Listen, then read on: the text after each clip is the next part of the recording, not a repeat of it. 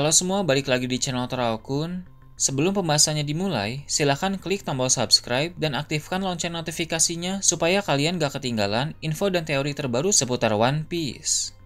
Buat kalian yang mau informasi tambahan soal SBS atau databook, kalian bisa follow Instagram Toraokun. Di sana admin akan memposting soal SBS, databook, dan berbagai teori singkat. Sekarang lanjut ke pembahasan. Bocoran One Piece Chapter 1127 telah muncul di berbagai forum. Dalam video kali ini, channel Toraokun akan menjelaskan berbagai hal menarik pada chapter kali ini.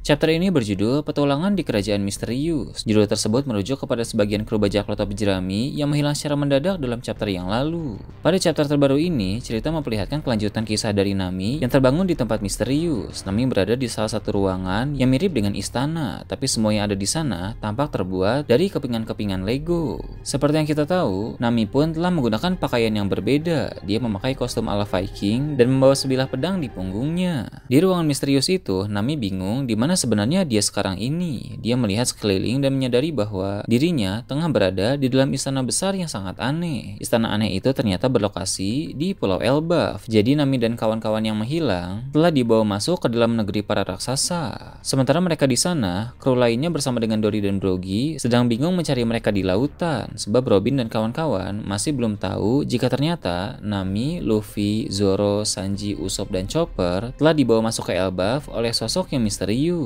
Tentu kita dapat menduga bahwa sosok misterius yang menculik mereka berasal dari kalangan raksasa. Dengan ukuran tubuh raksasa yang besar, tidak sulit untuk mengangkat kapal Tosansani dan membawa serta sebagian kru di dalamnya yang sedang tidak sadarkan diri. Namun, walau kita bisa menduga itu ulah dari sekelompok raksasa tertentu, tapi masih belum jelas apa niat asli mereka melakukan hal tersebut. Entah karena mereka hanya ingin mempermainkan para manusia itu, atau mereka memiliki maksud dan tujuan lain yang tersembunyi. Di dalam istana Lego tempat Nami berada, tiba-tiba muncul seekor serangga dengan ukuran tubuh yang besar. Serangga itu membuat Nami terkejut sehingga dia langsung berlari sejauh mungkin untuk berusaha menghindar. Ketika sedang berlari, Nami tiba di tempat Usopp. Sang penembak jitu dalam bajak laut topi jerami itu sedang diserang oleh seekor kucing besar raksasa. Bila kita ingat kembali, Dory dan Brogy pernah mengindikasikan bahwa di Elbaf ada banyak hewan besar. Lalu di lautan dekat Elbaf pun ada banyak ikan dengan ukuran yang sangat masif. Jadi tak heran sekarang kita melihat ada serangga dan kucing yang sangat besar. Karena rupanya semua hewan di negeri para raksasa itu berukuran raksasa juga. Hal tersebut memang cocok dengan lingkungan di sana, karena tentu akan aneh bila manusia di sana berukuran raksasa sedangkan hewannya malah berukuran normal.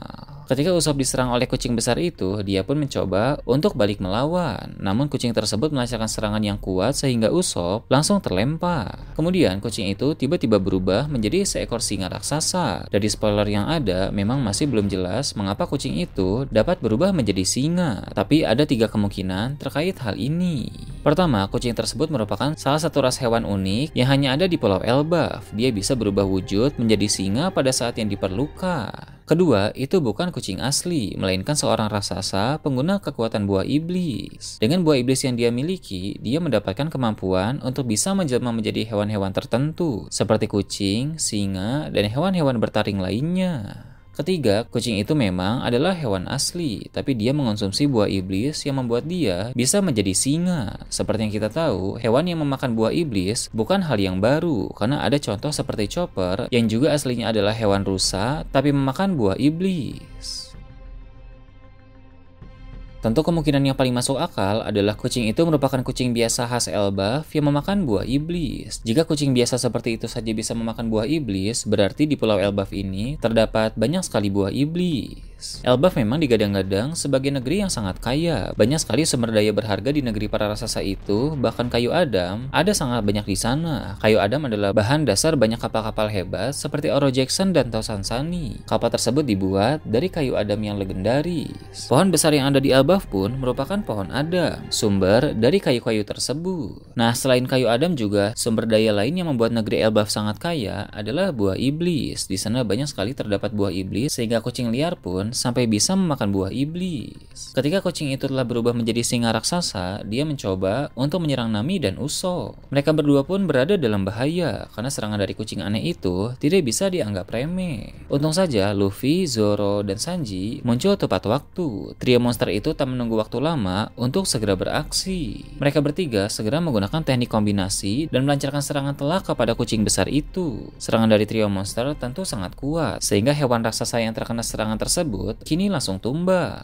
Kualitas trio monster dalam pertarungan memang sudah tidak perlu diragukan lagi. Sama hanya dengan Nami, Luffy, Zoro, dan Sanji pun muncul dengan kostum ala Viking. Begitu juga dengan Usopp yang memakai pakaian serupa. Jelas bahwa ada raksasa tertentu yang membuat mereka menggunakan baju-baju itu. Sekarang yang belum diketahui tinggal nasib dari Chopper. Tapi pasti sang dokter dalam bajak laut topi jerami itu juga berada di suatu tempat lain di istana Lego tersebut. Mereka semua siap untuk memulai petualangan baru di negeri para raksasa. Chapter ini pun bisa kita anggap sebagai pembuka arc Elbaf. Ini adalah pembuka yang bagus untuk arc yang nanti akan berjalan dengan sangat seru. Di Elbaf, kita akan bisa melihat berbagai hal menarik, mulai dari pertarungan besar, pengungkapan misteri-misteri penting, dan kemunculan karakter-karakter yang misterius. Seluruh kru bajak laut topi jerami pun mengalami perkembangan kekuatan yang signifikan di sini. Luffy akan semakin menguasai kemampuan dari Gear 5, dan kekuatan Haoshoku Hakinya pun semakin ditingkatkan. Luffy paham dia harus melakukan hal itu untuk bisa berkembang menjadi lebih kuat lagi. Apa yang telah terjadi di Pulau Egghead lalu menjadi motivasi bagi Luffy untuk terus mengasah diri. Begitu juga dengan Zoro, Sanji, dan para kru lain, terlebih khusus Usopp yang akan mendapatkan banyak sorotan dalam arc Elbaf ini. Secara keseluruhan, bajak laut topi jerami akan berkembang pesat di arc Elbaf. Seperti yang kita tahu, Usopp sangat ingin menjadi seorang pahlawan yang pemberani. Dia juga sudah lama menantikan untuk bisa datang ke Pulau Elbaf. Dia tahu bahwa Elbaf adalah negeri tempat tinggal dari para raksasa kuat dan pemberani. Namun, pada awal petualangannya di Elbaf ini, Usopp malah langsung terdesak karena seekor kucing besar. Hal tersebut menandakan bahwa kekuatannya masih sangat kurang. Elbaf yang merupakan negeri impian Usopp menjadi tempat yang tepat baginya untuk meningkatkan kemampuan, sehingga di Elbaf ini kita akan melihat versi baru dari Usopp yang jauh lebih kuat dari sebelumnya.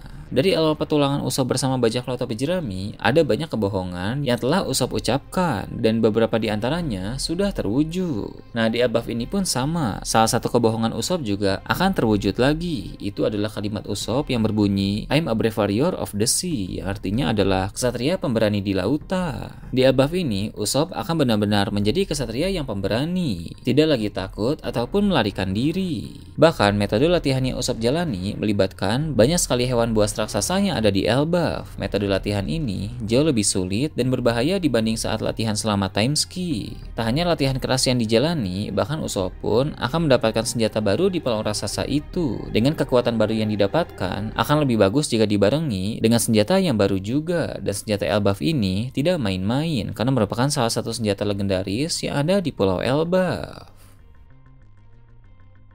Diperlihatkan juga nasib dari para kru lain yang masih berada di kapal bajak laut Jane Warrior. Berhubung mereka semua belum tahu kabar Luffy dan kawan-kawan, maka untuk sementara waktu mereka masih terus mencari di sekitar lautan. Namun pada satu titik mereka akan sepakat untuk memasuki Pulau Elbaf karena mereka berpikir mungkin saja Luffy dan yang lain telah berada di sana. Sementara kelompok Luffy harus mengatasi berbagai permasalahan di istana Lego, kelompok yang terdiri dari Robin, Franky, Brook, dan Jinbei juga mendapatkan masalah tersendiri ketika mereka memasuki Pulau Elbaf. Bisa dibilang, cerita dalam arc Elbaf penuh dengan konflik dan pertarungan. Konflik dan pertarungan itu terus berkembang, mulai dari masalah kecil yang mudah untuk diatasi, hingga sampai pada masalah besar yang sangat sulit untuk dihadapi. Maka bajak laut topi jerami benar-benar harus bersiap untuk segala hal yang berpotensi terjadi di negeri para raksasa itu. Dari konflik awal di negeri Elbaf ini, tentu kita bisa menduga bahwa kerajaan Elbaf tidak sedamai yang kita kira. Meskipun pemerintah dunia dan penjahat-penjahat dari luar tidak berani menyerang negeri tersebut, tapi konflik di Elbaf justru terjadi di kalangan internal kerajaan itu sendiri. Terbukti ada beberapa kelompok raksasa yang suka menculik manusia untuk dijadikan mainan, seperti para raksasa yang menculik Nami dan kawan-kawan. Ada juga kelompok raksasa yang baik seperti Dori, Brogy, Kashi, dan Oimo. Juga raksasa lain yang ada di kelompok bajak laut Jane Warrior. Selain itu, ada juga Hajrudin dan kelompok New Bajak Laut Jane Warrior yang juga di pihak yang baik karena Hajrudin merupakan salah satu komandan divisi dalam armada besar bajak laut topi jerami. Nah, hanya tinggal pihak kerajaan saja yang belum kita ketahui apakah mereka raksasa baik atau raksasa jahat. Raja Elbaf pada masa lalu bisa dibilang adalah orang yang baik karena dia juga sering menjenguk panti asuhan milik Mother Caramel. Tapi itu sudah puluhan tahun yang lalu sehingga ada kemungkinan Raja Elbaf sekarang telah digantikan dengan sosok yang jahat. Dan sosok yang jahat itu menjadi antagonis utama dalam arc Elbaf ini. Nah, itu tadi berbagai hal menarik pada chapter 1127. Gimana menurut kalian? Silahkan tulis di kolom komentar di bawah. Oke, segitu aja untuk pembahasan kali ini. Jangan lupa like, share, dan subscribe untuk video menarik selanjutnya. Gue Tora Akun, Shambles.